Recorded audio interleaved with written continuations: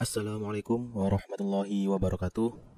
Kembali lagi bersama saya Muhammad Sultanul. Pada part 3 ini kita akan mempelajari formula Excel, yaitu fungsi-fungsi penjumlahan.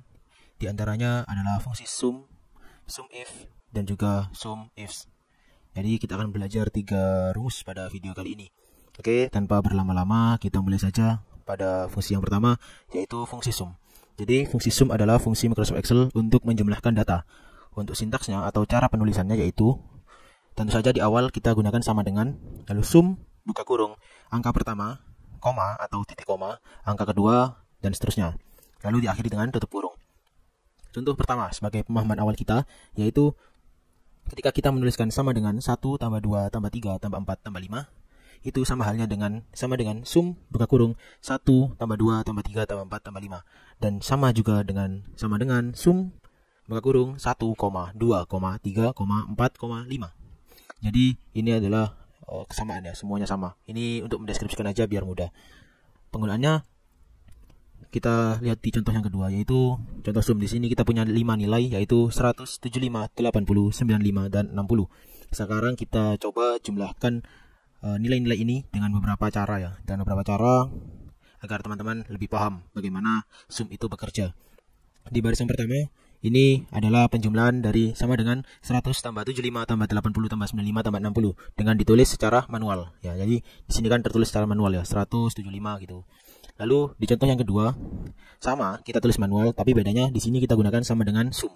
Sama dengan sum, buka kurung 100 dan seterusnya. Di contoh yang ketiga, di sini juga kita juga pakai cara yang sama seperti yang nomor 2. Bedanya apa? Di nomor 2 kita pakai tambah atau plus. Di nomor 3 kita menggunakan pemisah atau koma.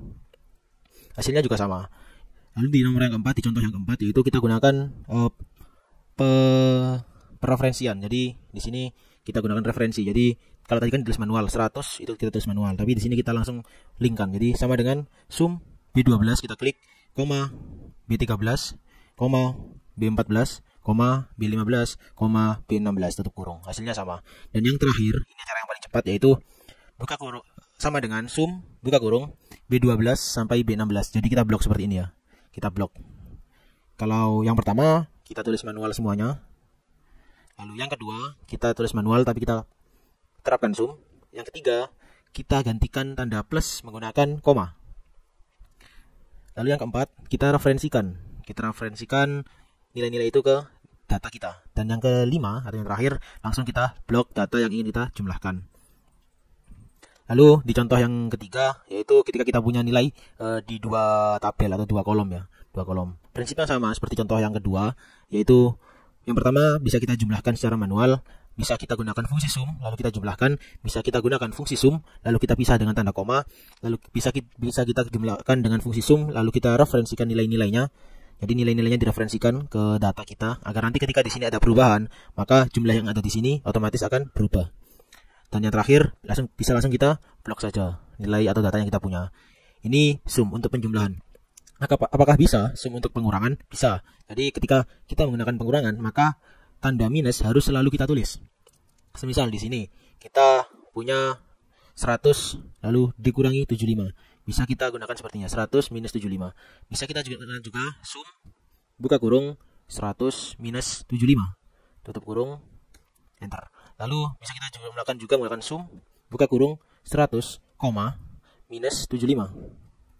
Nah, seperti itu. Kalau minus ya. Kalau minus seperti itu. Kalau kita ingin mengurangi. Jadi, ini adalah penjelasan dari fungsi sum. Lalu kita lanjut ke formula yang kedua, yaitu fungsi sum if. Jadi di sini kita padukan antara fungsi sum dengan fungsi if. Yaitu fungsi sum if berguna untuk melakukan penjumlahan berdasarkan satu syarat tertentu. Untuk sintaksnya atau cara penulisannya yaitu sum if, buka kurung, kriteria rank atau rank yang jadi letak kriterianya, lalu koma kriteria, koma rank yang akan kita jumlahkan atau sum rank. Di contoh yang pertama, sebagai pemahaman awal, sum if hanya akan menjumlahkan nilai yang memenuhi kriteria saja. Jadi nilai-nilai yang tidak memenuhi kriteria tidak akan dijumlahkan. Misalnya, kita punya bilangan 1 sampai 10 dan kita masukkan kriteria syarat bilangan yang lebih dari 5. Maka yang dijumlahkan hanya bilangan 6 sampai 10. Nah, penerapannya yaitu di contoh yang kedua ini. Jumlah nilai lebih dari 85. Jadi jumlah nilai yang lebih dari 85. Di sini kan kita punya data juga, kita punya 5 nilai, ada yang di bawah 85, ada yang di atas 85. Tapi kasusnya di sini kita disuruh menjumlahkan nilai yang lebih dari 85. Di contoh yang pertama, kita gunakan penjumlahan manual ya. Ini cara yang kita cari satu persatu. Misal kita cari yang di atas 85, ada 100 dan juga ada 95. Maka kita jumlahkan secara manual di sini. Sama dengan 95 plus 100. Cara yang kedua, kita gunakan sum if. Jadi sama dengan sum if buka kurung, lalu kita cari ringnya ya, ini ring yang menjadi letak kriterianya. Jadi di sini kan ringnya, koma, lalu kriterianya lebih dari 85, kita masukkan ya, lebih dari, tanda lebih dari 85, koma lagi sum ring. Jadi yang kita jumlahkan yang mana, tutup kurung, seperti itu. Jadi kita masukkan ringnya, lalu kita masukkan kriterianya, seperti itu ya untuk fungsi sum if. Lalu ketika kita menjumlahkan dengan syarat, yaitu ini kan syaratnya atau kriterianya kan di dalam datanya itu sendiri. Jadi sum if kita masukkan ringnya, lalu kita masukkan kriterianya. Tapi kalau datanya itu di luar dari data yang kita jumlahkan, maka seperti ini, yaitu jumlah nilai siswa laki-laki. Gunakan manual, kita cari satu persatu laki-lakinya berapa nilainya, 85, 80 dan 100. Tapi kalau menggunakan rumus cepat atau sum if, kita bisa gunakan sum if buka kurung ringnya kan ini kan jumlah nilai siswa laki-laki. Jadi kita cari di gender ya, kita cari nilai di gender, koma, kriterianya kita masukkan laki-laki atau di situ menggunakan simbol L. Jadi simbolnya harus sama, kriterianya harus sama dengan yang ada di data. Misal di sini tertulis laki-laki, perempuan gitu ya. Di sini kita masukkan laki-laki, perempuan. Tapi kalau di sini tertulis L, P, maka di sini kita juga masukkan L atau P. Nah, jangan lupa kita tutup dengan tanda petik 2 sebagai penanda bahwasannya itu adalah kalimat bukan angka. Lalu titik koma lagi, kita masukkan data yang kita jumlahkan. Nah, kalau kita enter, nah di sini muncul nilai 265, sama ya. Nah, lalu yang ketiga, contoh yang ketiga, ini contoh yang keempat ya, yaitu yang ketiga. Contoh yang keempat yaitu jumlah nilai siswa tingkat SD. Nah, di sini kita punya nilai dari beberapa siswa dan di sini ada sekolah-sekolahnya. Nah, ada sekolah-sekolahnya. Maka ini kan ada SD, SMA, SMP dan SD. Di sini kita akan menjumlahkan yang SD saja. Di sini kita menjumlahkan yang SD saja, maka perintahnya seperti ini. Bentar. Kita bisa jumlahkan manual juga, 85 ditambah 60 ditambah 100. Karena kan cuma Abu, Bella dan juga Emil yang SD, yang lainnya SMP sama SMA. Maka kita bisa gunakan fungsi sum if sama seperti contoh yang ketiga tadi. Kita masukkan kriterianya yang menjadi kriteria. Yang menjadi kriterianya itu sel berapa, lalu tutup kurung. Lalu titik koma, kita tanda petik untuk menandakan bahwasannya kita akan masukkan sebuah kalimat. Lalu kita gunakan bintang SD bintang, tanda petik 2 lagi untuk mengakhiri kalimat. Lalu titik koma, kita masukkan range nilainya. Nah, lalu kita enter, sama kan 245. Fungsinya tanda bintang itu apa?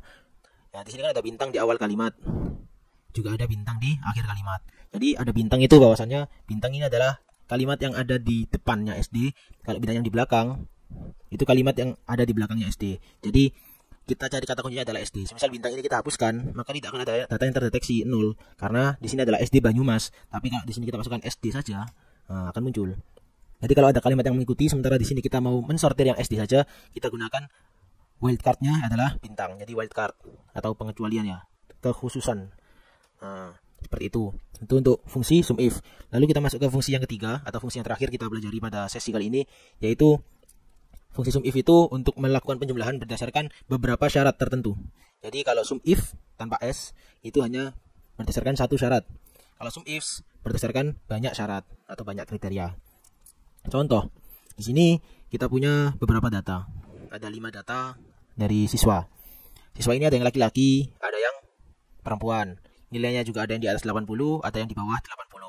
Nah, di sini kita diperintahkan untuk menjumlahkan nilai siswa laki-laki yang di atas 80. Otomatis kita akan sortir. Yang di atas 80 ada Abu 85 dan juga Emil 100. Dava tidak termasuk karena nilainya pas 80. Sementara perintahnya adalah di atas 80, seperti itu. Maka bisa kita jumlahkan secara manual. Seperti ini. Sama dengan 85 plus 100. Atau bisa kita gunakan juga rumus sum if. Yaitu kita masukkan sama dengan sum if. Atau kita tulis ulang ya. Sum if. Sum ringnya yang akan kita jumlahkan yaitu datanya ya. Data yang kita jumlahkan. Koma. Kriteria ring. kriterianya di sini. Kriterianya di sini. Koma lagi kriteria yang pertama. Jadi kriteria satunya kan gender. Berarti dari gender ini kriterianya apa? Berarti laki-laki atau perempuan, bukan 80 atau kurang dari 80. Jadi di sini kita tulis L atau laki-laki. Lalu titik koma. Kita masukkan kriteria yang kedua, yaitu dari berdasarkan nilainya yang di atas 80. Kita blok juga untuk yang kolom nilai.